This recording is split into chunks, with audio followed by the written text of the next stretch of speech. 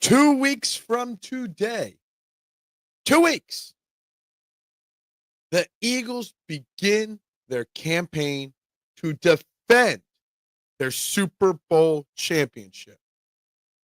2 weeks away. It's exciting. Training camp practices are over.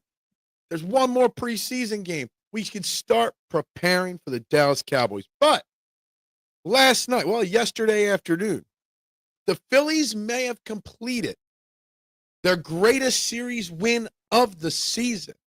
We're going to talk about that as well. Trending in the AM, talking Eagles, talking Phillies, talking anything you want to talk about. We're live in 30 seconds.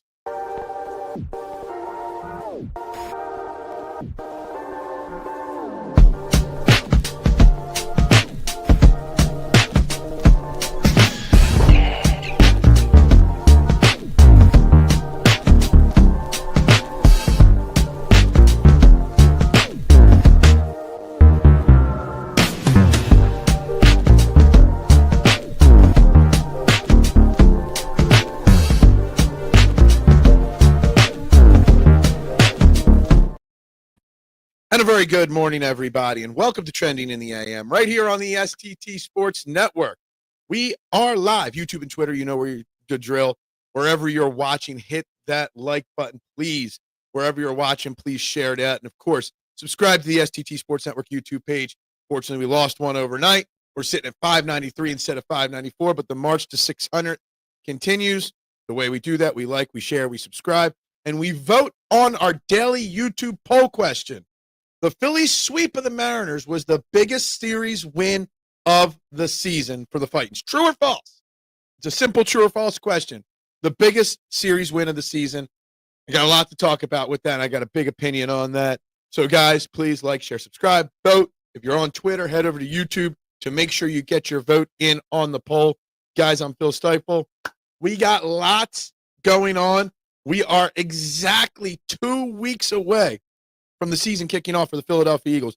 2 weeks from today, we'll do Trending in the AM, and then we'll be live for Eagles Cowboys Thursday Night Football. The defense of our title begins. And how do we have to do that? How are we going to do that? How confident are you that we're going to do that? It's going to be an interesting one. 2 weeks away. But from now till the 2 weeks, there is still Phillies to talk about. And the Phillies did complete a sweep of the Seattle Mariners, a damn fine baseball team, and they just straight up dominated the Mariners for 3 straight games. Pitching, hitting, all across the board. And I asked this poll question, is that the biggest series win of the season? Because it was a major character statement of this Philadelphia Phillies team. And let me explain why, then we'll get to the comments. You arguably, last weekend, lost maybe the most important player on your team. Maybe for the rest of the season, Zach Wheeler. Possible Cy Young winner, Zach Wheeler, goes down with not just a season potential ending injury, career potential ending injury, potentially a life-threatening injury with a blood clot, right? And how the Phillies team responded was just Christopher Sanchez, Ranger Suarez, and Jesus Luzardo going out there and striking out nearly 50 Mariners hitters as starters. The offense exploded to pick up the hitters, the pitchers. When your star player, Zach Wheeler, goes down, it's so easy to roll over and play dead. It's so easy to be like, well, now we've got to build an excuse if we fail. But this Phillies team went out there and just straight manhandled the Seattle Mariners. Hence why I think, yes, true, this was the biggest series win of the season so far. Jekyll and Hyde, Mr. Jesus Luzardo, came to play. Ranger Suarez didn't look like he was tired. Christopher Sanchez, now the Cy Young winner in the National League. 40-some hits this weekend, or this week in this series. It was an amazing series. So we're talking Eagles. We're talking Phillies. Right to the comics. Good morning, Adam. Yes, go Phils. Go Eagles. Let's change the future. And that's all I want to do. I want to change your future. I want to change my future. I want to change the future of sports talk. I know, Anthony, 2 weeks. Literally 2 weeks till we get to see the encore of 2024. How will they repeat? What story will they tell us this year? I'm so excited, Anthony. 2 weeks away from football makes this show so much easier to do. Ain't like we haven't seen this the first 2 games versus Arizona in the playoffs. Look, I'm trying to bring the positivity today, Nooms. You're trying to level it out.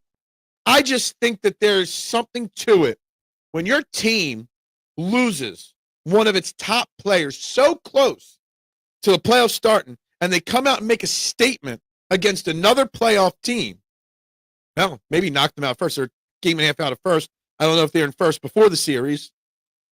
That tells me something about the character of this team. Might be a little different than the years past. Ranger Suarez and Luzardo all had over 10 strikeouts the last 3 days. Yeah, Ranger and Sanchez. Yeah, I think it was something like 30-some strikeouts they had. It was the most strikeouts by 3 consecutive Phillies starting pitchers. Oh, it was the first time that 3 pitchers of the Phillies had double-digit strikeouts each in the same series since like 1901, Adam. It was pretty intense. They play like this in October. It'll be very exciting. They play like this in October. We'll be doing what Rick always says on this show in the comments, winning a World Series. That was a statement series sweep yesterday, this week. Poisadelphia Phil is poor content. How am I being poison? What? Is it because it is showing that the Phillies can adapt to having bad news dumped on them? It's showing that they can adapt. It's showing that they can rebound. It's showing character, in my opinion. They had this week a built-in excuse to at least have a bad week. And you went out and you swept the Mariners. To me, that's a character statement of the team.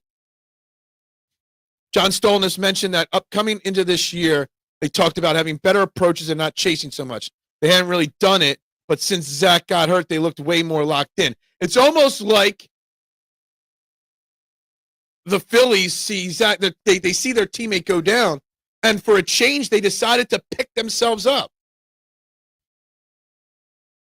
and pick up their teammate versus rolling over and playing dead. That's baseball. Well, we've seen the Phillies not respond to adversity. They haven't responded to adversity very well over the years. First time in franchise history, they had 20 hits in multiple games in the same series. They had something like 46 or 48 hits in the series. It was insane, Anthony. The offense, the pitching, the bullpen, all lights out for 3 games against a team, theoretically, that we could face in October for the World Series. Probably not. Probably won't be the Mariners. But in theory, we could. Right now, they'd be in the playoffs. Schwarber on pace to beat Ryan Howard home run record. Kyle Schwarber, just give him the MVP and then give him a blank check. Oh, you're Posidelphia. I thought it said Poison-delphia there. Posidelphia. I thought you were trying to make some poison. I thought you were trying to bring the negativity into what I'm hoping is going to be a very positive show. K1. Yeah, it looks like the Phillies are definitely rolling not just with a left field center field platoon, but it looks like the Phillies are running with an outfield platoon at this point, Adam. Now, I don't foresee them doing that come the playoffs. I think they will lock in to 3 guys, Marsh, Bader, and Casty come October. But who knows with Rob Thompson? And it's perfectly fine giving Castellanos off because he's been pretty bad. He's turning a slight corner, but pretty bad. I thought you were referencing Poison, Poseidon Adventure. Yeah, that's what I thought too. I thought of the Poseidon Adventure, Poseidon, the cruise ship. Yeah, movie, yeah. They're a better team when he is watching from the dugout. Yeah, well, we know what you think of him. Ain't that clever? Yeah, I gave you far too much credit. How can you not be positive right now? I know. The Phillies sweep the Mariners. We're 2 weeks away from the season starting. Everything is going in the right direction right now.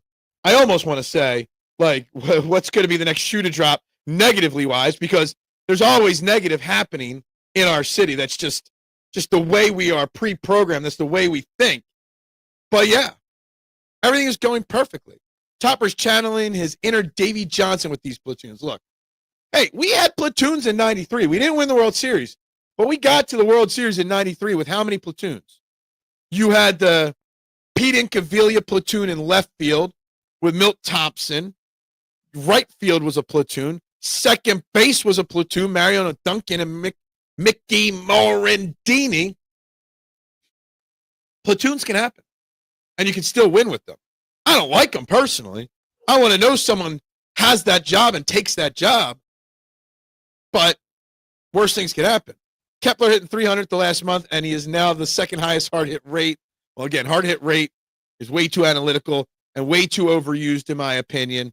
Like the hard hit rate is like the unlucky rate with the pitchers that Topper's referring to with Jordan Romano. But yeah, even Max Kepler all of a sudden got a little boost from the team and said, yeah, we're not going to cut you.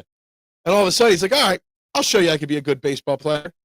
When even Max Kepler is turning things around, that is a sign of things happening with this team. And it's kind of crazy to see. It is. Hard hit rate sounds kind of, yeah. I mean, getting unlucky. A pitcher being unlucky. I mean, I guess you can work that into that phrase too. I just love seeing the Phillies come out and win. And not just win, dominate a sweep of a playoff team right after getting bad news. And again, make sure you're voting on the poll. Make sure you're liking, subscribing, sharing, all that. The Phillies sweep of the Mariners was the biggest series win of the season. True or false? We're 70% to 30%. 30% people voted so far said no, it's not, which is interesting. I'd love to know why. But built-in excuses, and they didn't use them. They didn't take advantage of their built-in excuses. And I think that's a huge sign of what's to come with these Phillies. I know you don't want him on the team. Alvarado was lights out. That was a great spot to get Jose Alvarado in the game yesterday. Yeah, I don't want him on the team. Whatever. I have to accept it. He could give us some innings here in the rest of this month and next month. He won't be there come October. That's mainly why. But he went out there and he did good. He looked like he stopped taking the illegal drugs. It looked like he put a little of that gut back on, just going to say. I had a hard hit rate in my 20s. Unfortunately, my unlucky rate skyrocketed when I got married. Oh, God. I just voted no on the polls on spec. Is that what it is? Just because you want to be the difference. I should put a third option. I don't like your question. Vote here. Are we such a beatdown franchise that three straight complete performances are like water in the desert? Look at you trying to bring the positivity back down a touch. I'm trying to grasp. Yeah, maybe I'm trying to grasp. Dude, look, this is the losingest franchise in history of sports. Of course, when we've come so close the last couple years, we're looking for those moments to try to tell us that this year's going to be different. We're looking for little nuggets over a long 162 game that tells us that this team is different, that the results this season will be different. And three straight, not complete, dominating complete performances against a playoff team right after getting bad news, yeah. It's like finding a case of Arcadia water in the middle of the desert. And there's no puncture holes in it. That's what it's like. All of a sudden, I make a comment on the poll, and the poll just flip-flopped massively. Gained like 7 new votes in like the last 30 seconds, and now false is winning. It wasn't the biggest series win of the season. We did just win the Super Bowl. And you know what? Whatever I say That happened with Zach Wheeler this week, going down. Whenever I say we can't have nice things in Philly, everyone's like, well, you won the Super Bowl. We're the most losingest franchise in the history. We have the most losing sports city in the country. One Super Bowl does not cure all the Phillies' woes. It doesn't cure the Sixers' woes. It makes the Eagles better, yes. It gives us room to breathe when we talk Eagles. Yes, it doesn't get the Phillies off the hook. Just because the Eagles won does not clear the Phillies. I would beg to differ. You are that clever and quite witty. I don't know about that. Let's not give him credit. Russian interference strikes again. Yeah. Honestly, Topper benching Cassidy has totally changed the way I look at this team. It felt like Topper let the players run the team, and there was no accountability before. But now that has changed. I get that, Anthony, but also on the flip side, still trotting out Jordan Romano, still playing Max Kepler, although he is starting to hit. When he wasn't hitting, he was still playing. Maybe Topper's finally seen some changes, okay? Seeing that the changes need to be made. So while the Casty move is right, maybe it doesn't fix all the other things that he doesn't do right, if that came out right. Good morning, Chet. Great show last night. Hope the Bats stay hit this weekend against the Nats and then next week up at Citi Field. Next week, we got, 6.5 game lead on the Mets now, okay? Obviously, we got to win this year. We just split the last 4 against the Nats. Not good enough. We need to go out there and at least win 2 out of 3, if not sweep the Nats this weekend. And then that series up in Citi Field next week is, I don't think I can say how massive it is to really give yourself extra breathing room in that division. Go out and sweep the Nats this weekend. Then go out and take 2 out of 3 against the Mets. You might be looking at an 8.5 game division lead with 6 weeks to go, with 5 weeks to go. You might as well just put the banner out in the outfield for the division now.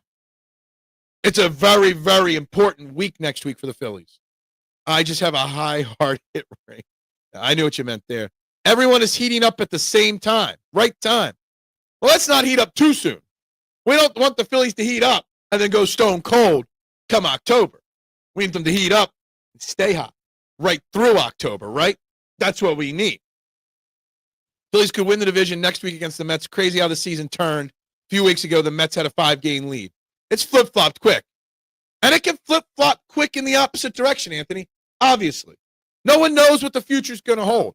But at this moment, on August 21st, in the moment, because of that sweep of the Mariners, but not just because of it, the way they did it in dominating fashion, I feel like I'm top of the world.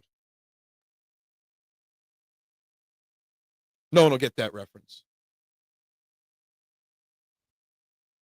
It's not just a success. The success of the sweep isn't just what I'm feeling at. It's the vibe that sweeping in dominating fashion the Mariners does for the clubhouse, does for the confidence of the team, does for the confidence of the coach. The vibe, the culture, everything that this series sweep does, to me, means that these votes on this poll question are so off base. The fact that 44% say true, 56% say false, that this was not the biggest series win of the season. It's kind of crazy. Almost all baseball teams, none of them are ever going to be prepared for 3 straight quality left-handers. So when you think about it, it's pretty explicable. And you know what? The Phillies probably won't throw 3 starting left-handers in a row. So that's that. Phil, what are we doing out in the middle of the desert in the first place? I don't know. I didn't bring it up. 13 likes, starting out strong. Keep it up. Let's go. Like, subscribe, share, vote on the poll question, guys. Phil, how are we feeling after the conclusion of training camp? What's your confidence in the Eagles team, up or down? Davey, and good morning to you. I appreciate you tuning in today. I am extremely confident in this Eagles team. Big picture. I fully expect when I do my predictions for this Eagles team in 2 weeks, Super Bowl champion prediction. Not because I'm a homer, because I really, truly think this Eagles team can win the Super Bowl. But I've been very adamant in the past couple weeks, and I'm still there right now, that this Eagles team is going to take its licks early. They are going to come out and have, similar to last year, 2-2, 2-3, 3-2 start. Fans are going to panic, and I'm going to tell them to relax. You got 5 new players in the rotation on defense. We still don't know who cornerback 2 is going to be. We might not even have a backup quarterback to start the season at this point. Okay? Injuries, not season-ending, but nagging injuries, hamstrings, groins are piling up. There is going to be some lackluster performances early in the season. Remember, Dallas, I don't remember the exact order, but Dallas, the Chiefs, the Rams, the Broncos, the Bucks. Those are your first 5 teams. You got some difficult teams to start the season. So my confidence is sky high. But how I see the season, the story of the season playing out, it's going to be a little bumpy. You're going to be going over some speed bumps early in the season. By the time week 4, 5, 6 rolls around and this team levels out, let me tell you something. This Phillies team, or this Eagles team, is going to be playing for the Lombardi Trophy again. I'll put Kelee Ringo at strong safety and see how it works. Don't cut the guy. Yeah, see, the thing is, like, here's how I see it playing out, Kelee Ringo. There's 2 different ways of it. If Adoree Jackson's the starter week 1, there's a chance Kelee Ringo gets cut. If Corian Bennett or Mac McWilliams becomes the starter, then maybe they cut Adoree Jackson and keep Kelee Ringo and continue to try to figure it out. It looks like Adoree Jackson's your starting cornerback week 1. From everything I'm reading, everything I'm seeing, everything I'm taking in. Saw Hurts had a great day yesterday at camp. Yeah, absolutely. Maybe his best, and he didn't have Devontae Smith. He didn't have A.J. Brown out there. He didn't have Landon Dickerson or Jordan Mailata. Lane did practice. Didn't have Johnny Wilson yesterday. I think Johnny Wilson might be down for a significant amount of time, honestly. Phil, you think we are bringing back Kenny Pickett if he gets released? It depends. It depends on the severity. They're saying Tanner McKee's injury is not surgically needed to be repaired. I guess they're trying to hint that it's a week-to-week thing, not a long-term thing. But if he cannot dress week 1, you cannot go into week 1 with Kyle McCord as your quarterback 2. You just can't do that. And if Kenny Pickett does get cut, I would consider it. He knows the system. He knows the team. He knows the players. Bring him back. Why not? Now, I am going to throw another quarterback. If any of you follow me on Twitter, you might know what I'm going to bring up. I'm going to bring up another quarterback addition that we could make. It has nothing to do with Tanner McKee. It has nothing to do with the current quarterbacks. But there might be a quarterback out there that you could get for great value and maybe develop and then flip for more later down the line. So we'll bring that up in a little bit. I got it in my notes right here. Kelee needs a change of scenery. K1, I am a big believer that sometimes that is accurate, that certain players just need a change of scenery. And I think Kelee Ringo, and I don't know the answer to the second half of it, but there's got to be a team out there with a cornerback, an edge rusher, a safety that the Eagles scouted before that's not living up to expectations like Kelee Ringo that we can flop Kelee for. And somebody else on another team. Every team has 2 or 3 players that need change of sceneries. Kelee Ringo's our guy. Flip him for somebody. I was shocked the offense did so well with no Lane, Landon, Saquon, or AJ. They're finally hitting their groove, Anthony. Kelee might be able to play for the Raiders. I mean, Kelee can play for bad teams. He's just not performing at a level for a team that's trying to repeat as Super Bowl champions. If Kelee can't beat out a bum like Adoree, then he's truly useless. I don't know. Adoree Jackson's had a good, solid, okay career on a bad team. Bad teams need players, too. I don't know if I want to say he's a bum ass or anything like that. Good morning, Little G in the house. What's up? 2 weeks away. 2 weeks away till Little G has to change from Eagles kick Cowboys butts to whoever the next opponent is. I heard on the Eagles pod yesterday that the Eagles should trade McKee for no. See, you know what I'm getting at with the Anthony Richardson thing. The talk about Anthony Richardson is not to flip McKee for Anthony Richardson. That's an idiotic thing to say on another podcast. But what you can do is you still can trade for Anthony Richardson. All right? I don't know which pod you're talking about, but I did hear one group say Tanner McKee for Anthony Richardson and a second-round pick. Not even close. There's literally 0% chance that Tanner McKee gets traded now that the season is here. But Anthony Richardson, you could trade a 6th-round pick for. You make him your third quarterback. Then next offseason, you trade Tanner McKee for a 1st-round pick. If you could trade Tanner McKee for a 1st round, have a whole year of developing Anthony Richardson, and all it costs you is a 6th-round pick, and then he becomes your backup next year or stays your 3rd stringer next year if Kyle McCord figures something out, then I'm okay. I would be extremely intrigued about Anthony Richardson, the 3rd-string quarterback on this team. Pete Carroll does well with those poor hipped cornerbacks. Maybe. When does little G become big G? I don't know. Good morning, Rick. You missed all my power of Phillies positivity in the first 20 minutes. I said so many goddamn compliments about the Phillies, and you weren't here to tell me I told you so. You missed it. It was Locked On Eagles. And look, they're great, and I get it. There in no way, shape, or form that Tanner McKee is getting traded unless some team calls Howie in desperation mode and says, I'll give you 2 first-round picks for him. Other than that, there's zero chance. Now, I don't think Anthony Richardson's a good quarterback, but he was in a bad situation, got injured a lot. If you go out there and go get Anthony Richardson for a 6th or 7th round draft pick, you bring him to our culture with our great coaching staff, with Jalen Hurts, the GOAT, to teach him how to be a professional, how to teach him how to learn, want to work, some desire, some fight, you might be able to develop him into something. Okay?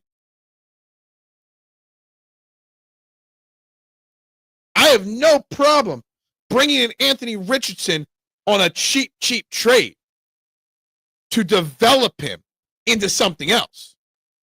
But there's no way Richardson's involved in a trade for Tanner McKee. Also, Amina Kimes was on Birds with Friends. That's the PHLY show. And she laughed out loud when they asked if the Eagles could get a 1st for McKee. She said, no chance. Look, we are definitely massively hyping up Tanner McKee in this city. Massively hyping him up. Kellen Moore, our offensive coordinator from last year, knew everything there is to know about Tanner McKee. Went to New Orleans and decided not to even make an offer that we know about.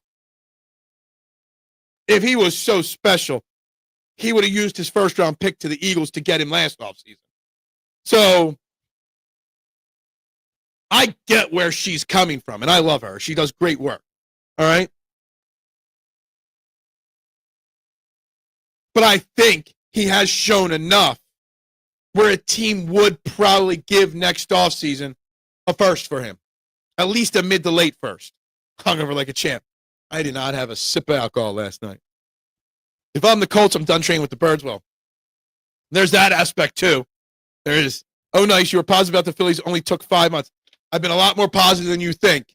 You got these glasses on that make you miss all the positive words.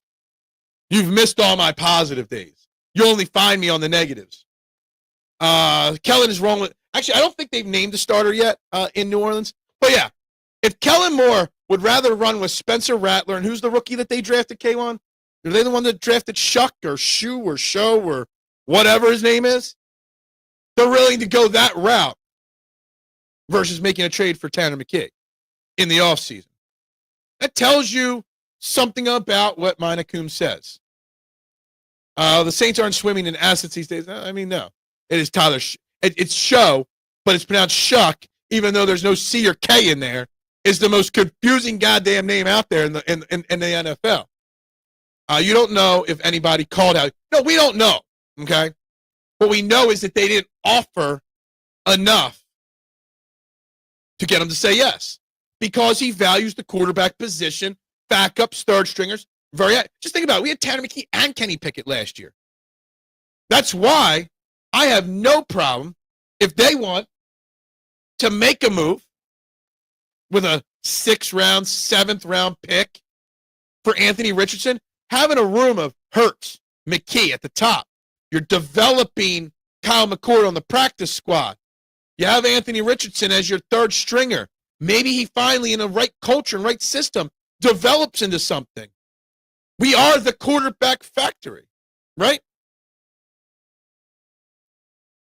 People may have called, and like Monacoum said, not offering a first. And now he says, well, I'm not trading him unless it's at least a first. No one came to his level yet. Kimes is right. McKee has shown he's good and might get you a second, but he hasn't shown enough to get you a first for him. We definitely overinflate the backup in the city. It's always been our thing in the city. We've always overinflated the backups. That's just what we do. And even in the offseason, I might take a second for him. Rhymes with what the... Thanks. Howie ain't trading McKee because he knows what he has.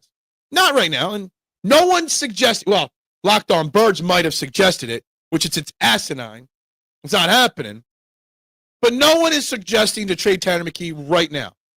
But if they would have done it 2 or 3 months ago, I would have been okay. If they do it in March next year, I'm okay with it, if it's for the right value. But also you got to think about, Tanner McKee was what, like a 5th or 6th round? His contract is, who in the NFL has a backup at the level of Tanner McKee, but also at the price tag of Tanner McKee? Anthony Richardson, you trade for him. He's a 1st round pick. That's probably $12 million. It's a lot of money in a 3rd string quarterback. So the value would have to be phenomenal for Eagles and Howie Roseman to even consider that. Teams are looking for mobile quarterbacks now, so it is hard to sell a tall statue quarterback. I never want another not mobile quarterback again. Jalen's running opens up so much. Yeah, I think how do I say this? The stigma of running quarterbacks has definitely changed over the last 4 or 5 years. It's starting to become not as frowned upon. Because what are mobile quarterbacks? They're just great athletes. As long as you have a good developmental system, you can develop an athlete into a great quarterback. Hurts gets injured this year. I know. You said this like 1,000 times. I know. At least you put if. You may have put when a few times in the past. Brady like McKee was also, so I know. It's just, it's insanity. I mean, nobody thought Howie could get a first for Wentz, but look, that's a fair point. If Carson Wentz in 2020, after the 2020 season, gets a first, coming off all those injuries, and then that awful season, I wouldn't put it past Howie to get 6 first-round picks for Tanner McKee. God, no injuries with Tanner McKee to deal with, at least at this point. Okay, all right. I'm just throwing it out there. McKee is not a statue. He has limited mobility, but he's good at sliding. Yeah, sliding is just as good as being mobile. He's not getting Danny Dimes rushing numbers. No. Yes, Sam Bradford got us the first 2.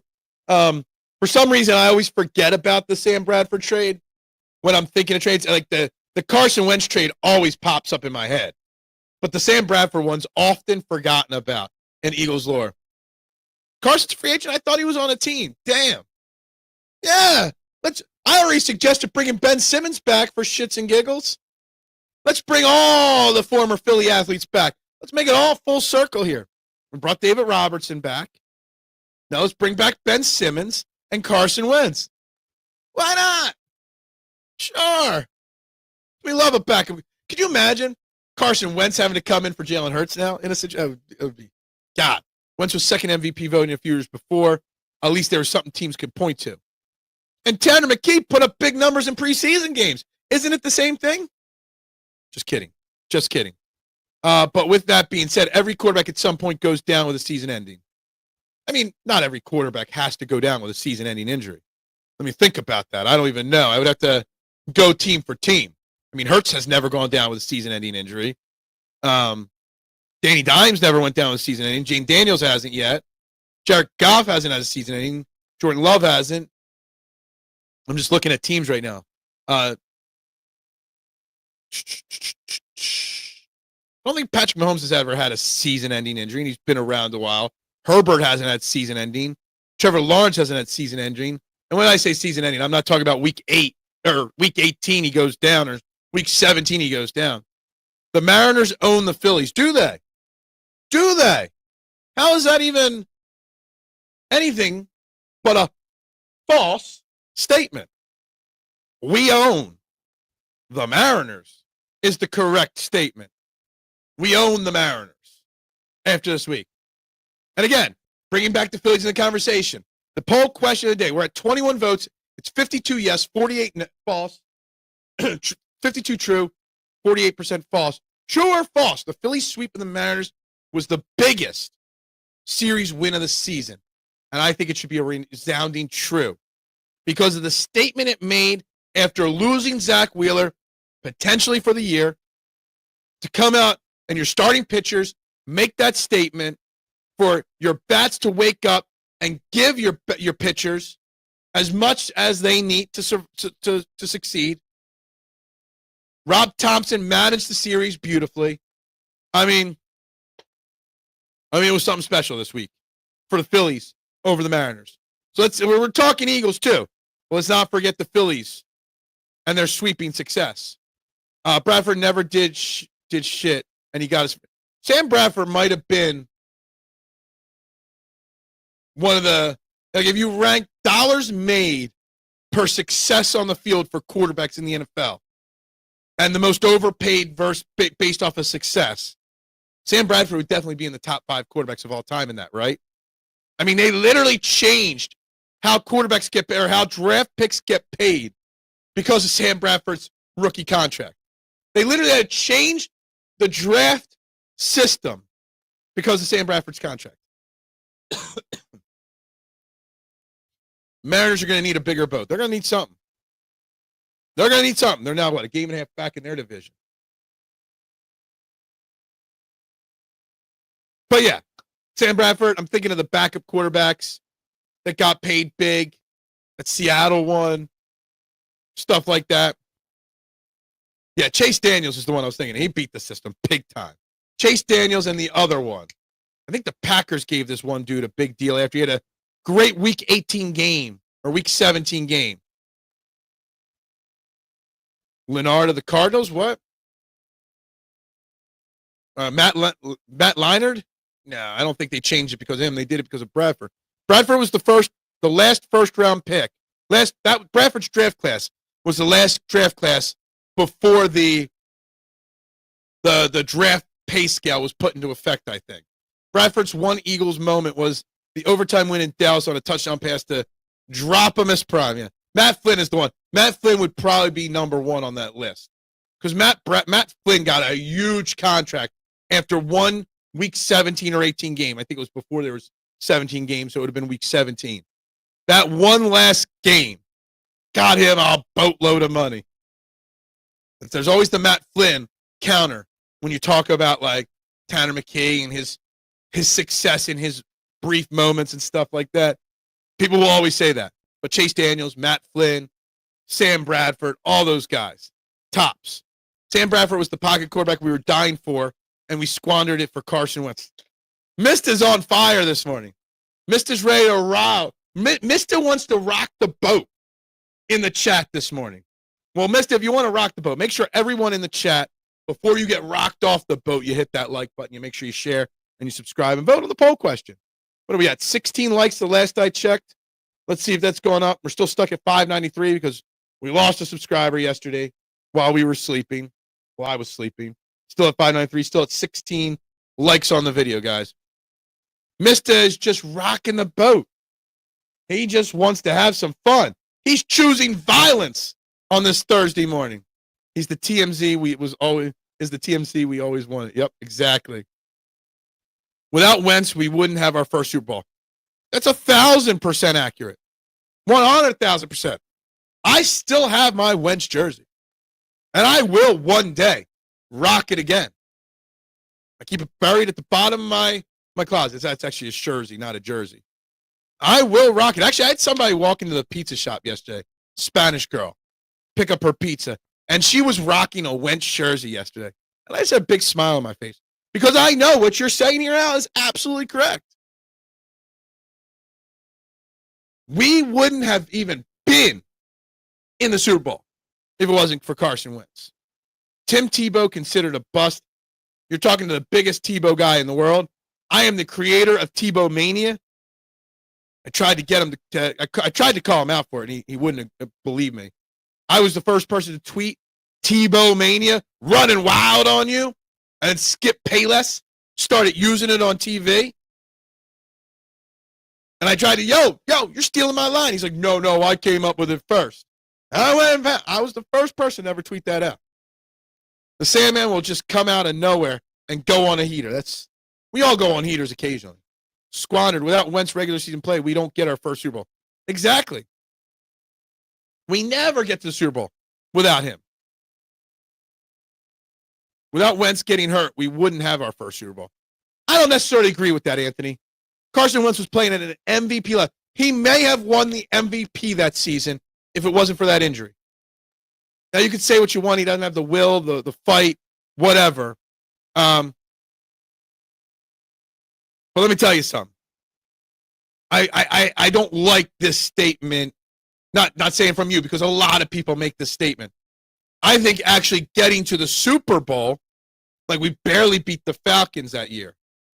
I think we may have even won more games. Hold on, I'm trying to remember. There was the 6-3 game that Foles started. I don't know. It would have been a different playoff run, but the results still could have been the same. Wentz still a top 5 or 6 quarterback in Eagles history. Yeah, I could do that. I mean, we talked about that. The McNabb, the Hurts, the Randall, the Jaws. But after that, yeah, he's in that 5 or 6 room category, and in a short window too. I'm sure Matty B says a lot of things.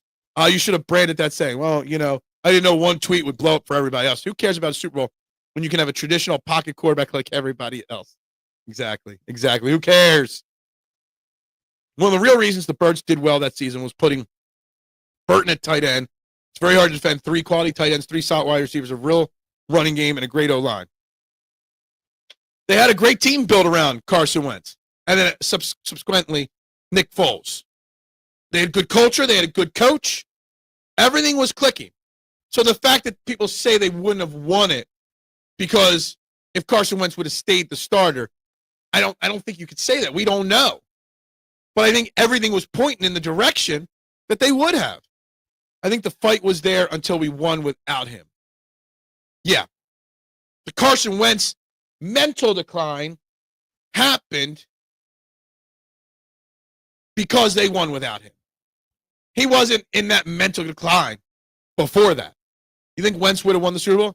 I think Wentz and the Eagles would have won the Super Bowl no matter what in 2017. Foles caught lightning in a bottle for 2 games. That's all. Exactly. He was terrible in that one regular season finale. He was terrible in the Falcons game.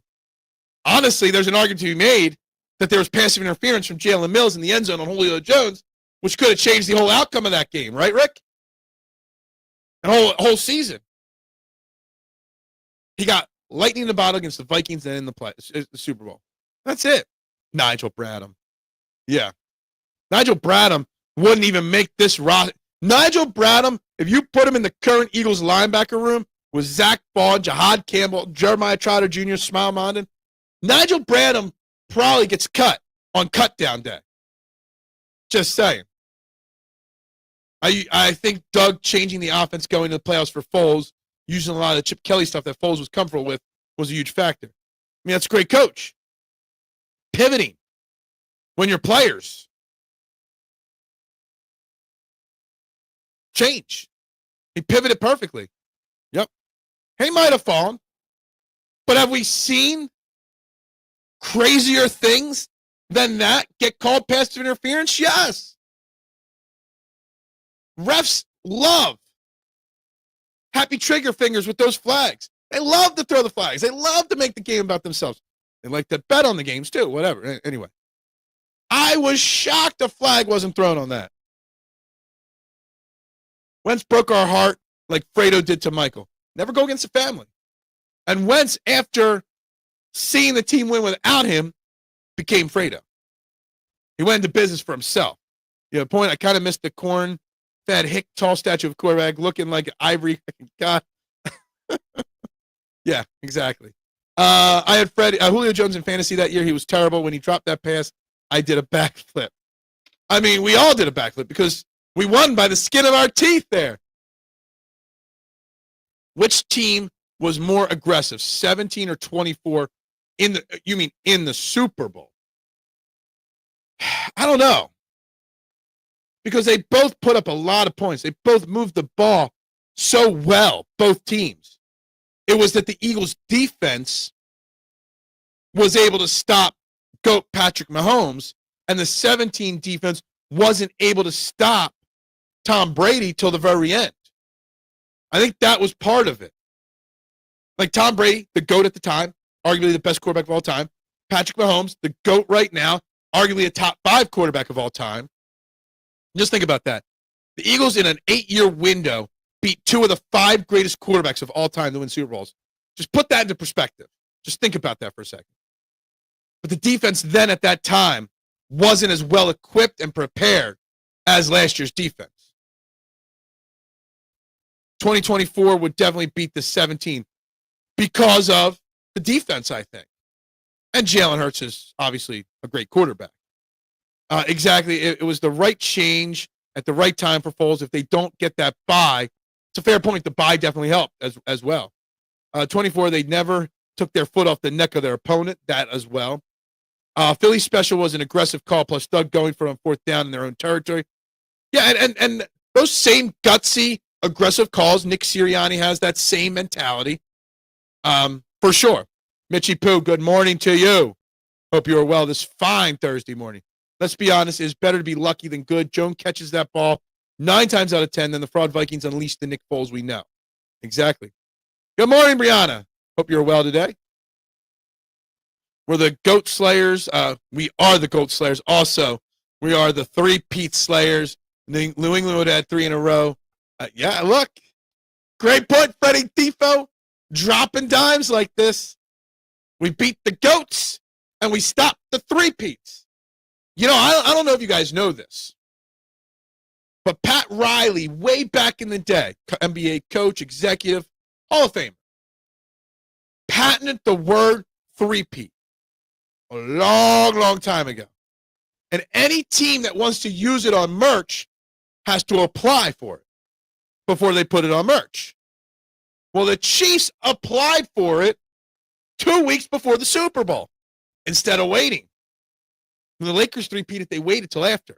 When the last couple 3-peats in sports, they waited to ask for the rights. The Eagles definitely knew that the Chiefs pre-applied to use that 3-peat. Definitely know that. I would trade all our Super Bowl trophies for Joe Burrow. I'd missed it. Mister's on something good this morning. Mister's on a heater this morning. I don't know what Mister did when he woke up, but Mister had something. Oh, awesome. Onward and upward. Like, share, subscribe. Means we have 23 votes on the poll, but only 18 likes. Kind of weird. Ironically, the Eagles are about to 3-peat. Well, let's get the repeat before we start talking about 3-peat. All right, Rick? Let's just win one more before we go to another one, okay? One step at a time. Yeah, exactly. Let's get the second one in a row. Well, let's baby steps. And yeah, they very well may 3-peat. And this team right now is built to be able to do that, Rick, for sure. One step at a time. One step at a time. Vinny Curry hurried Matt Ryan on that high throw. Julio just could not elevate.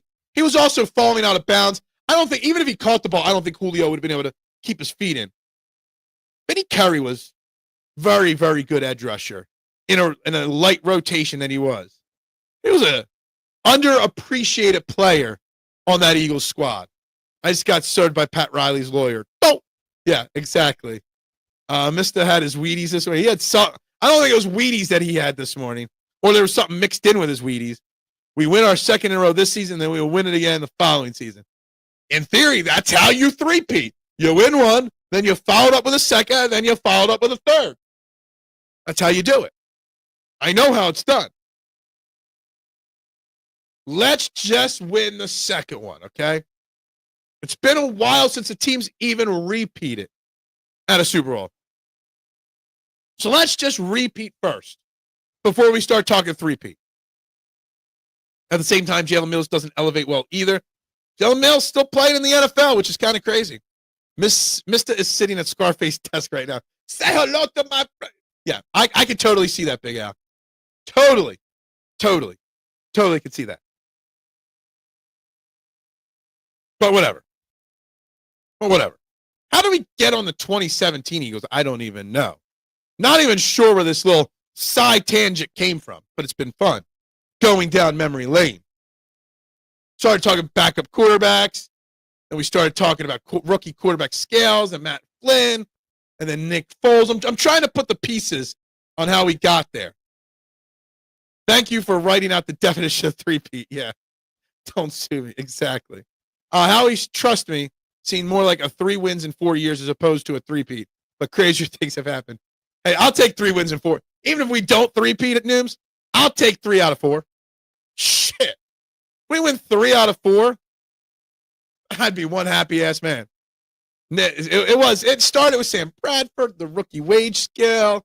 It started with Anthony Richardson. Actually, I think the Anthony Richardson trade ideas led us down this rabbit hole that got us so far away from the Phillies, so far away from this Eagles team. But then it kind of started coming back to this Eagles team with this whole random three-peat thing. Anyway, there is a preseason football game. There's no show tomorrow, guys. Got to tell you. Got to break the news to you. Got lots going on this weekend at the pizza shop. I shouldn't even be doing a show today. I should already be in the shop. But here we are. No show tomorrow. There is one final preseason game on Friday night against the Jets at MetLife. And here's a question for you. What job will be settled on Friday night? Will it be the back end of the wide receiver room settled first, the cornerback battle? Is there even a cornerback battle going on right now? Who makes the back end of the offensive line depth and doesn't? Safety, Drew Makuba, probably won't be playing again. Are we really stuck with Sidney Brown at safety? I want to say I know Jeff Stoutland and Stoutland University and all the hype it gets. But outside of our starting 5 offensive linemen, the next 6 or 7 on this team have left a lot to be desired. That if somebody goes down, last year we had Tyler Steen as a backup with some confidence in him. There's minimal confidence in the Drew Kendalls, the Trevor Keegans, the Kendall Lambs, the Matt Pryors, heck, even to an extent, Brett Toth. Cam Williams ain't doing nothing. Holland Pierce not doing anything. We got a lot of third stringers playing second string on this offensive line. And we all talk about the Eagles bringing in a quarterback or a cornerback or a safety. I think as next week unfolds and cut downs happen, I would be shocked if Howie Roseman does not address the depth on the offensive line. I kind of feel like he almost has to address the depth on the offensive line because it's not good at this point. Despite all the whole offseason learning from Stout U, doesn't seem like you see every practice, you see every preseason game, the quarterbacks run for their lives. You hear every practice. Yesterday, Moro Jomo was the guy. Jalex Hunt, Nolan Smith this week. These guys, the quarterbacks are running for their lives and getting quote unquote sacked far too often in practice. And part of it's the greatness of our defensive line and our edge rushers. But part of it's the offensive line struggling. If we win 3 out of 4, there won't be no city left. Dude, greasing up the flagpole, the light poles won't work if we get 3 out of 4. YMCA, please like, please share, please subscribe. Do it for Mitchie Poo. Do it for me. What are we at? 17, 18 likes probably at this point.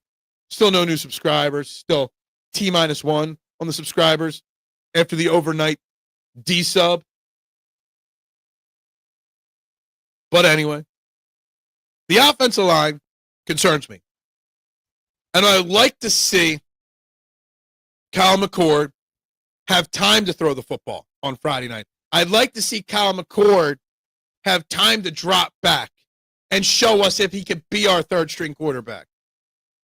Right now, without a third preseason game, there isn't a third-string quarterback, in my opinion, on this Eagles roster. There's a chance Kyle McCord is it. We can't really judge him a lot off the second preseason game because of how bad everybody performed. I wanted to ask everybody something else about that. In that second preseason game, there was a lot of flip-flopping of the quarterback. 2 drives of DTR, 1 drive of McCord, 1 drive of DTR, 2 drives of McCord, back and forth. So both guys kind of got bounced around a little bit. What do we think of that? Is that the right way to try to develop and evaluate your quarterbacks? Because I don't think it is.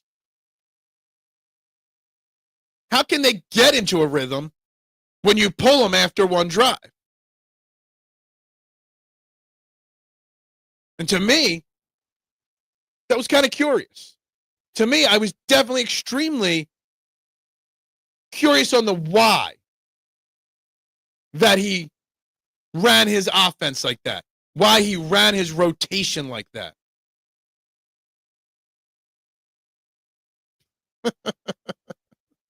Why? Stop. He's just having fun, Anthony. We're all about having fun, Anthony. Good morning, Bruce. Hope you are well.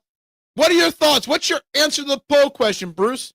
True or false? The Phillies sweep of the Mariners was the biggest series win for the Phillies this year.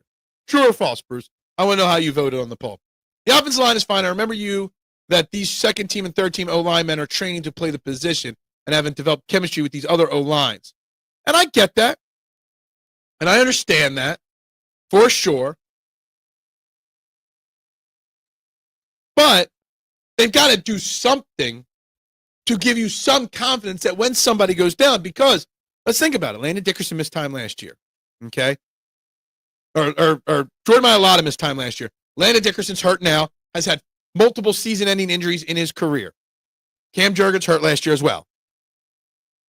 Tyler Steen, we don't know if he can play a full year yet. We haven't seen him yet. Lane Johnson misses time every year. So these guys are going to be counted on at some point. Can they? I would expect it from development and chemistry would be a little bit better from them at this point. YMCA. Like, share, subscribe. They want them to be position specific because that way they are not dependent on the guy next to them just in case. Like, there's a lot to it, and I get that. I just want to see a little bit better. I want to see reports that the O-line dominated the D-line in practice one time. We never did. I want to see my quarterback not run for his life. I say true because we lost Wheeler to a blood clot, so it shows how we can respond. And I'm not saying anything wrong, but that is exactly what I said to start the show, Bruce.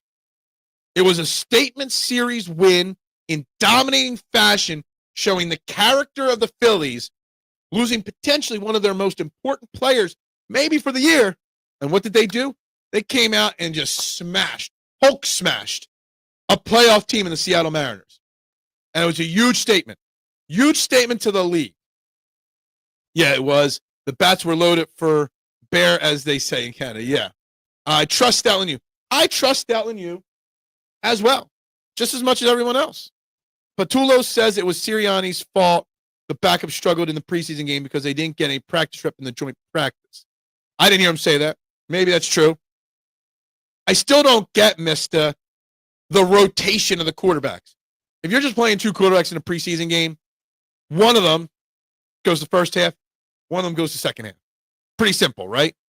To me, the back and forth hampered them in getting in any kind of rhythm to show any development, to learn anything. Fans see it one way, but more often than not, a next man up mentality is independent of the player. I think that's fair. How does a healthy athlete get blood clots? Dude, I don't know how blood clots even form. I'm no doctor. I did not stay at a Holiday Inn, Mr. Purist. I am not sure. But what I do know is they aren't just injuries. They're life-threatening. So, in that sense, we're lucky he's even alive at this point. Throwing the Godfather under the bus, every man for himself with this OC. I guess so. And there's nothing wrong with that. Vic Fangio's an every man for himself kind of guy. I feel you are right, and I hope Wheeler can come back for the playoffs, but I feel maybe he should not. Look, a blood clot's not like Tommy John surgery. You rush him back and whatnot. If they clear the blood clot, if he gets off the blood thinners in time, sure, come back. I don't know. And until the Phillies, and I think they said either today or tomorrow was his next evaluation, and we would have a more firm timeline on him. So by Monday's show, we might know more details. So I'm just going to leave that. Blood clots are serious things. I'm just going to leave that up to the doctors. I'm not going to speculate one way or another. I didn't know until this day it was Patullo all along. It was Patullo all along. Do we dare put on the tinfoil hats for the Wheeler question? I don't know about that. Did you see that Schwarby got 5 RBIs yesterday? Of course, I watched it all. It was great. Pay him whatever he wants. Exactly agree. Patula's a rat. You never rat on your friends, and you never go against the family. Repeated trauma to a small area can cause blood clots, but at the same time, inactivity can also cause it. And, I mean, throwing 98 miles an hour is kind of like repeating trauma over and over again, right, Nooms? Like the throwing motion of a pitcher is repeated trauma to an extent, right? We've seen athletes come back from blood clots before, and we've seen athletes have their careers ended by blood clots before. And I don't know the difference between one blood clot and another. I don't pretend to know. But it is what it is. How do they even test for blood clots? I don't even know. Guys, it's the top of the hour. It's actually past the top of the hour. If you haven't already, please like, share, subscribe. Please vote on our poll question. We got one more preseason game. 2 weeks from today, we will be doing our preview and prediction for Eagles-Cowboys. What do you think my prediction's going to be for Eagles-Cowboys? Do we have any guesses on what I'm going to predict score-wise for Eagles-Cowboys?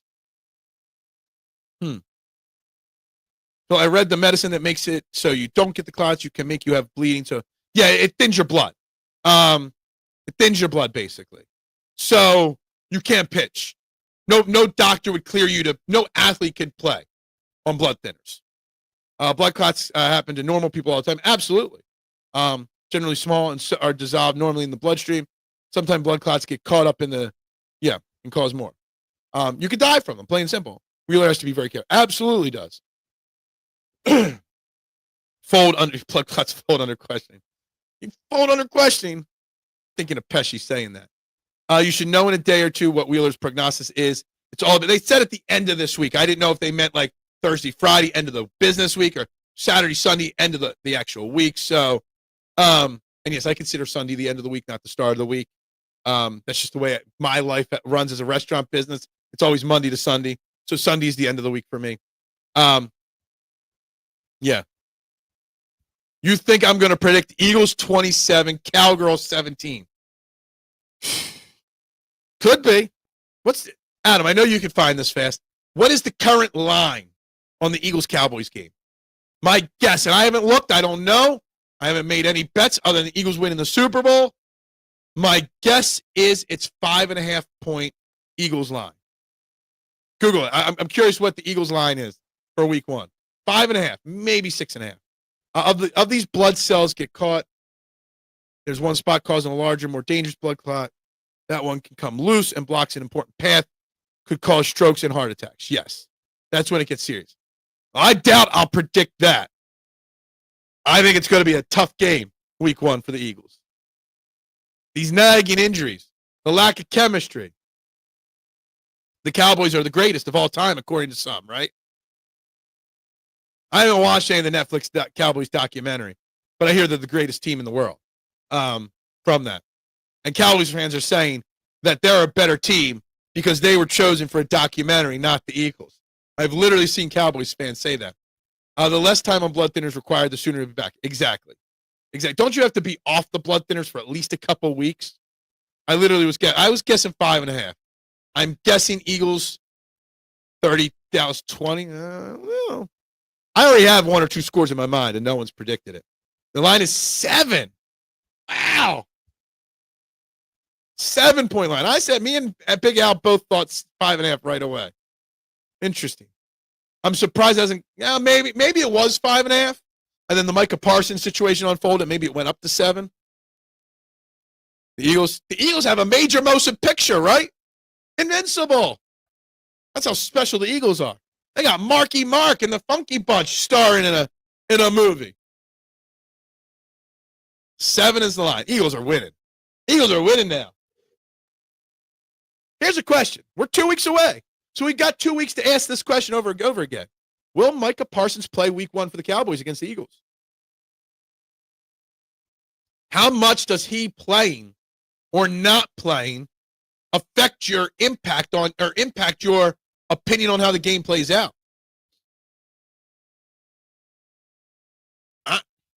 Micah Parsons is still arguably one of the 2 or 3 best defensive players in football. Might be a head case. Might be a bad dancer. But Micah Parsons is that damn good. I never have told a lie on this show ever once. Never told a lie. So I'm not going to tell a lie now. I have never watched Silver Linings Playbook. I know the movie. I know Robert De Niro, Bradley Cooper, and whatnot are all in the movie. I have never seen Silver Linings Playbook. Call me a bad Eagles fan if you want. I don't know. It never came across my TV. I never said I had to sit down and watch it. It's just one of those movies you know you've got to watch, but you just never watch. And I don't know why I've never watched it. It's not like I want to not watch it. I just never got to it. And we do have, yeah, of course, Tony Danza, yeah. If Sanchez changeup remains, he may make you forget Wheeler pretty quickly. Absolutely. I mean, I've said it 100 times. I'll say it 100 more. The best value in Philadelphia sports right now, contract-wise, pound for pound, Christopher Sanchez.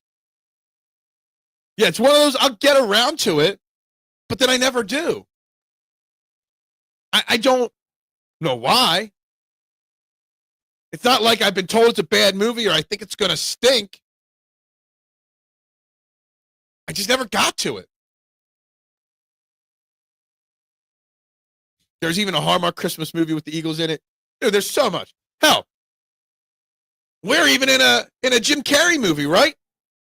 I mean, you've even got the Eagles losing to the Dolphins in the Super Bowl in Ace Ventura. Although I think the Eagles, the pre-swoop, did whoop his ass a little bit. The garbage picking, field goal kicking Philadelphia phenomenon. We forget about how the Eagles were part of Ace Ventura, Pet Detective. It was on like 2 weeks ago, and I was sitting there watching it. I'm like, it's just so goddamn funny. It is still so funny today. Jim Carrey in that time frame was pumping out some classics. Go look at the release dates, too, of Ace Ventura, The Mask, Dumb and Dumber, and which one am I missing there? There's literally, he pumped out like 3 or 4 movies in a 4 or 5 year span. And they were all classics. I think Swoop was winning. Ace Ventura went cheap shot, okay? Ace Ventura was like the Ric Flair. He fought dirty in that movie. News. I don't even want to put your comment up on the screen, but I'm going to.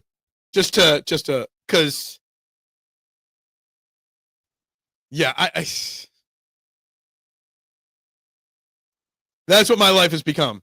Duck, I love it. Has anyone seen Big Fan with Patton Oswalt? I've not even heard of that. I can't stand the director of David O. Russell. He has assault allegations of what? I don't know what any of that means. No clue what that means. I will see if I can find it somewhere. Yeah. I'm sure you can find it. Oh my God. I don't even want to write it down in my notes.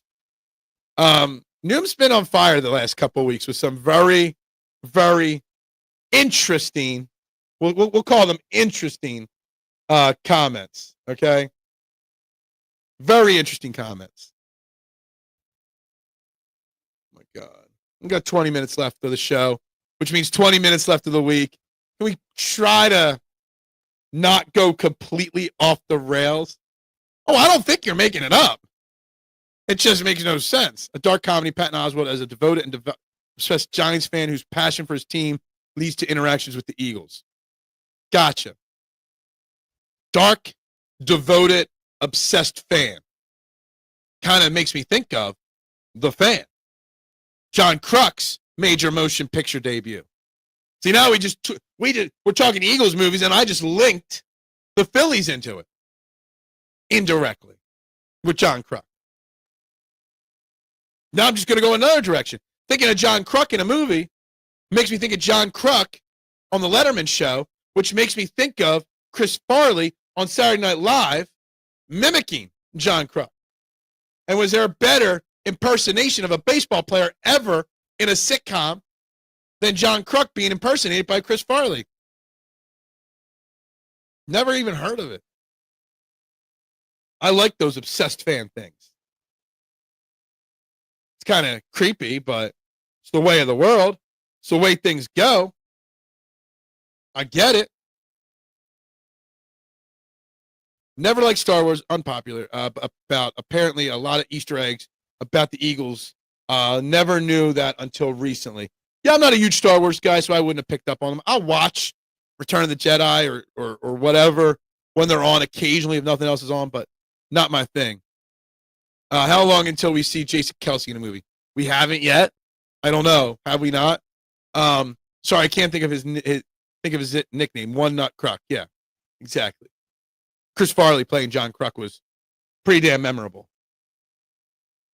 All right, so here's the final question. Are you watching Friday night's preseason game? Will you be watching? I actually might not get to watch much of it. Got a very busy Friday. Got a huge catering order tomorrow, like massive of all massive. Massive catering order. I got to go start cooking 25 pounds of pasta as soon as I get to work and 20 pounds of sausage and meatballs when I get to work today to start prepping for it. And I got to go set it up about 5:30, so I'll get back to the shop about 6:30. Got to clean up the mess, so might not get to watch too much of it, but I'll rewatch it. How long until we see Jason Kelce in the movie? I don't know. Of course I've heard of Invincible. Invincible's amazing.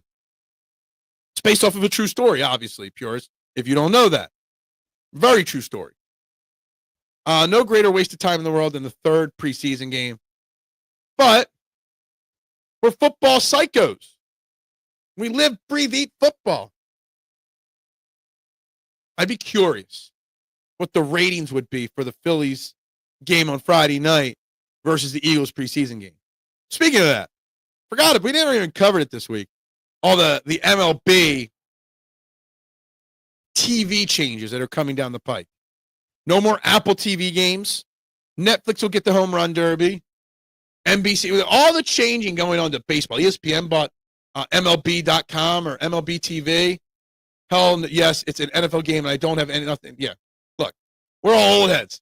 Not like we're going to the club partying on Friday night. What did I say? Jason has already been in an episode of Sunny, of course. Maybe baseball in April. More boring. I even watched spring training Phillies games, K1.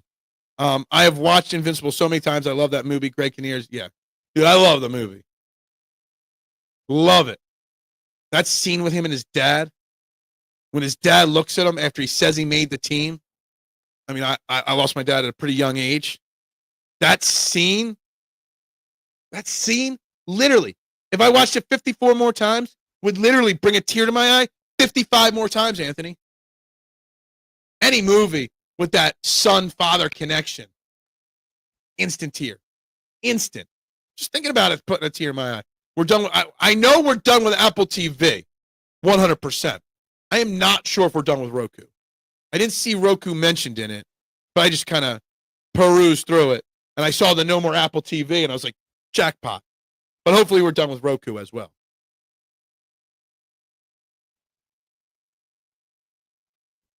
Anyway.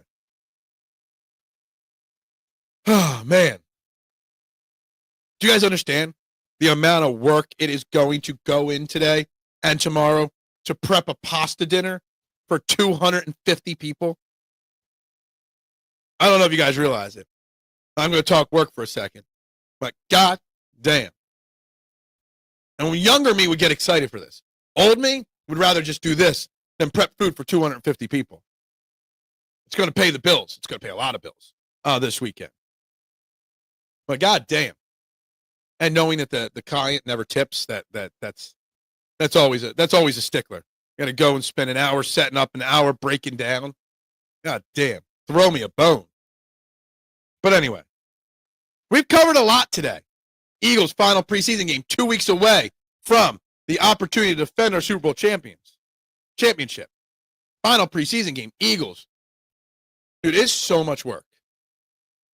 I'm literally going to be cooking pasta, just prepping the pasta to make the ziti for probably 4 hours today. And while that's cooking, I bought 20 pounds of sausage, bought about 25 pounds of meatballs that I got to cook. Well, yeah, peppers and onions. I got to do 12 gigantic trays of salad, which I can't really prep too much of that today, but I can prep some of it. The amount of work that I got to do. God damn. Everyone is going to be looking for you tomorrow, and then they will be like, that's right. Yeah, dude, and it's like the order's out till 5:30, Adam. But just the amount of, also, just on top of it all, the amount of energy I exude to do this show every day. I don't think you guys understand me talking for 90 minutes, how much energy I use up for this. I can't waste any energy. I'm not going to get into work tomorrow till 9 a.m. I can't start cooking the ziti trays till 3 o'clock tomorrow. But there's so much work that goes in. It's so intensive. No show tomorrow. This is the business you have chosen. I'm trying to choose a different business, but no one wants my current business. 250 people in my family is like making pasta for 500 people. We all big eaters. Yeah. This is for volunteers, and there's an air show in my town, Kennett, this weekend, and it's the volunteers dinner before the air show. So they don't really eat as much. But yeah. I know it's your business and the fees go to you, but they got to kick you. I know. Seriously. I'm probably making a simple pasta sauce for dinner. Yeah. 250. It is so intensive. All right. The amount of work, just mixing all that ziti together with the sauce and the ricotta and the mozzarella, everything else in the seasoning.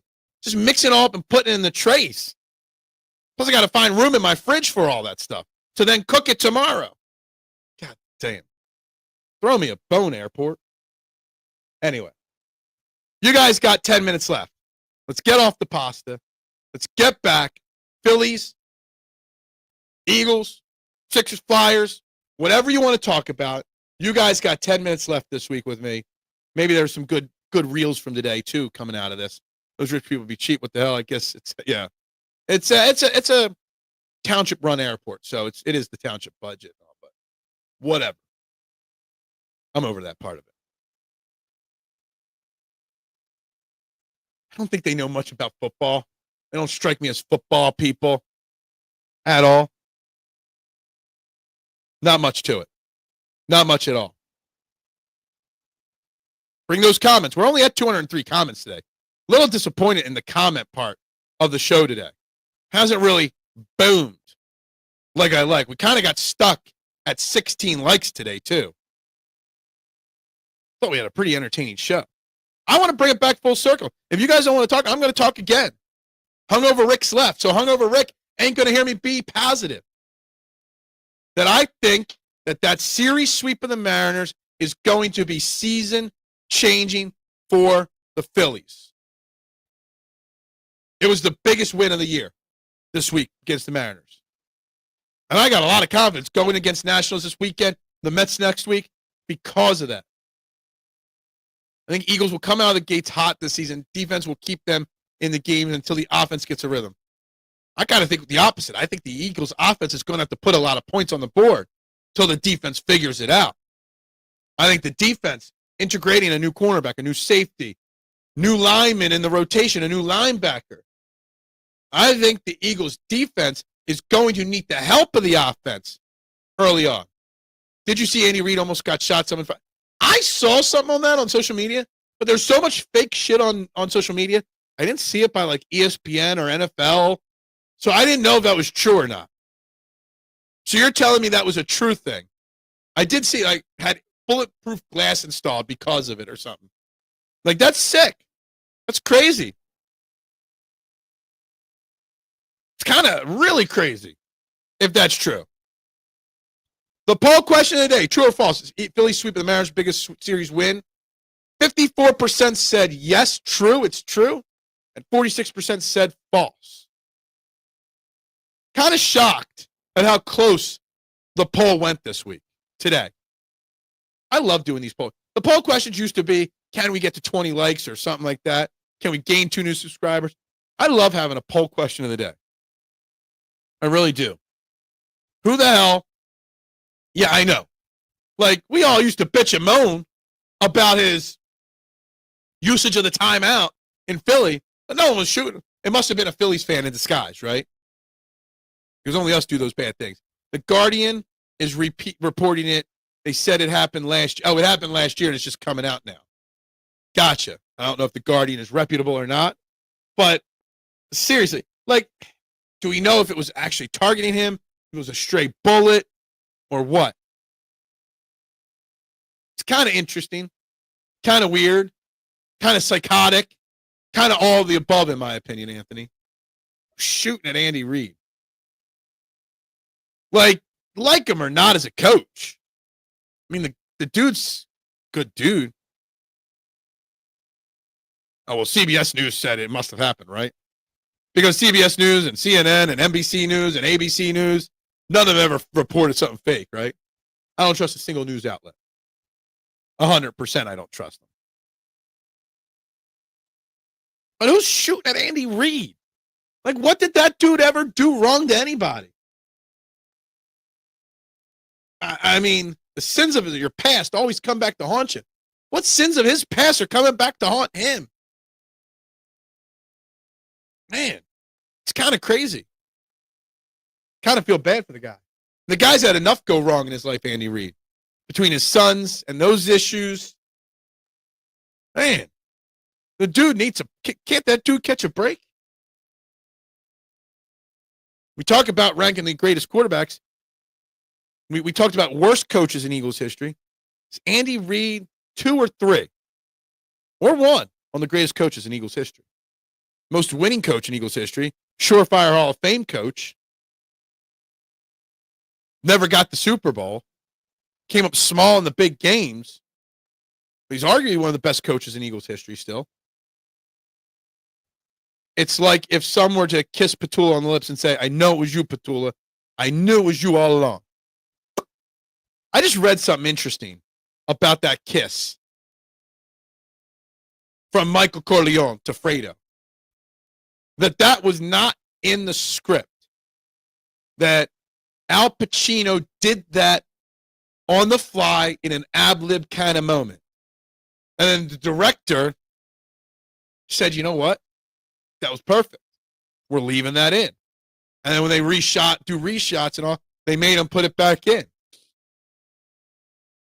Sometimes when you see these things happen in movies, and then you find out that they weren't part of the actual script, was just kind of spur of the moment acting.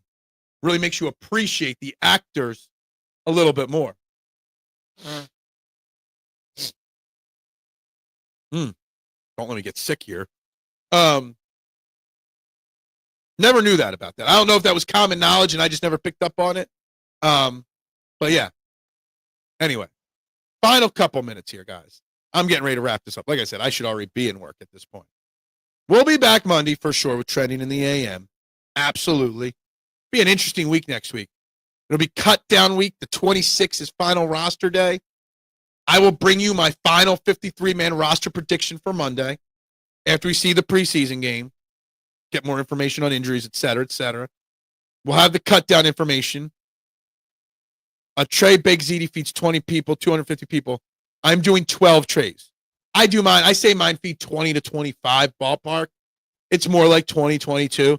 But yeah, I've got 12 trays of ziti, 12 trays of meat, 12 trays of salad, 12 trays of garlic bread. Well, I'm going to squeeze the 12 trays of ziti, garlic bread into like 2 or 3, just for space consideration. But yes, I've got 25 pounds of pasta to cook today. Then I got to make the sauce, mix it all in with the cheese and stuff. Yes, purists, that is what it is. You're pretty close on your numbers. Pretty close on your numbers right there. A lot of work. A lot of work. So it is what it is. It'll be an interesting week because there is no football directly, but it's a big week of football. There'll be lots of roster changes. There'll be practice squads, filled out. It's an interesting week of football. And then the following week, it's all prep for Eagles-Cowboys. Dude, I always make sure I make a little bit extra for everybody else. So, yeah, not on the meat. I think I might have under-ordered on the meat that's come in. So I don't think there'll be extra meat for anybody in the store today. But, yes, there will be a leftover little – there might be a small tray of ziti, that feeds 10 or 12 left over for the staff and, more importantly, for me and Melissa after today. Guys, we're going to wrap this up, okay, guys? I'll be back next week. Fun week. Great week this week. Only gained a couple subscribers this week, but please like, share, subscribe. Everybody, go out and tell a friend. Tell one. Tell all. Please, to subscribe to the STT Sports Network. We got 1 week with no more football, 2 weeks till we kick off the season. I guess my 1,000 subscriber count ain't happening. Oh, and by the way, there's only 10 days left for you to purchase raffle tickets. We're almost at $600 now raised. $5 raffle tickets being sold to raise money for Eagles autism. We've got the football. We've got the autographed A.J. Brown picture. We've got an A.J. Brown signed picture or Brandon Graham signed picture. $5 raffle tickets, all money going to Eagles autism. Venmo me at Phil Stiefel for your raffle tickets, guys. We will draw the raffles September 4th, but I'm cutting the raffle prizes off or the raffle tickets off on August 31st. So there's only 10 days left to buy your raffle tickets, guys. So make sure you get in. Every week's a great week, but this week was a very good week. Definitely some great content this week, some great momentum this week, even if the subscriber number didn't go up a lot. But guys, I'm going to wrap it up. Have a great day, guys. Go Birds! Bubbles up.